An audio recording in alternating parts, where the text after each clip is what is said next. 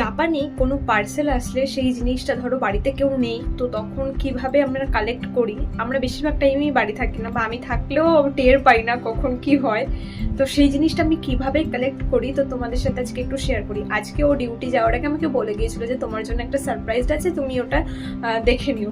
তাই আমি ঘুমাচ্ছিলাম, যেহেতু আমি বললাম ঠিক আছে, ঘুমের ঘরেই বলেছি যে ঠিক আছে কোনো ব্যাপার না, আমি পিক আপ করে নেবো।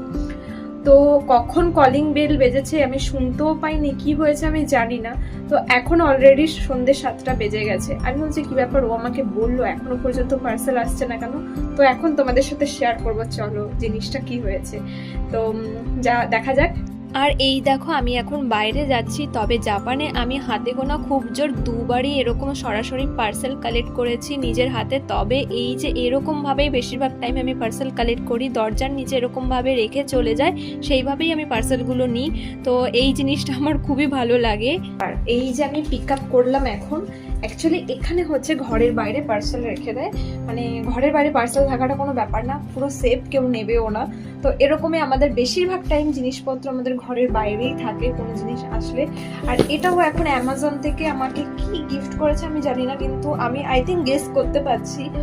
তো ও বললো তোমার কাজেরই জিনিস, তো দেখা যাক, এটা আমি তোমাদের সাথে শেয়ার করবো অবভিয়াসলি যখন আমি এটা আনবক্সিং করব।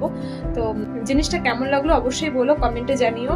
তো জাপানে সবকিছু ধরতে গেলে সেফ, মানে তুমি বাড়িতে না থাকলো এই যে পার্সেলটা রেখে গেছি, এতক্ষণে হলে হয়তো দেশে হলে বা অন্য কোথাও হলে হয়তো এরকম থাকতো না, তো এতক্ষণে কেউ তুলে নিয়ে চলে যেত।